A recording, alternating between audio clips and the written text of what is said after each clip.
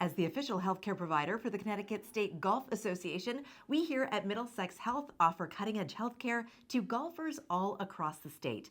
I'm here today with registered dietitian Kittie Spedding from Middlesex Health, and we're going to talk about the best way to eat when you're heading out for a full day of golf. All right, so whether you're going out for 9 holes or 18 holes of golf, you want to make sure that you're well nourished and fed before you go out there.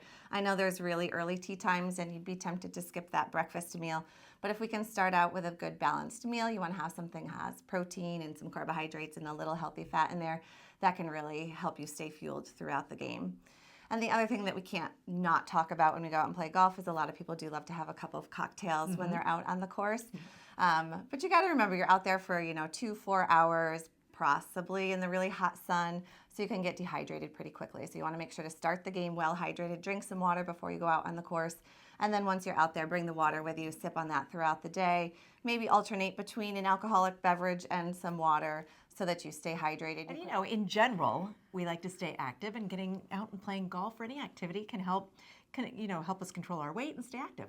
Yes, golf can be a very good activity, especially if you're walking that course. You can get lots of steps in the day to help manage our weight. We do want to be active as part of that process, but there's also some other good tips that I would suggest.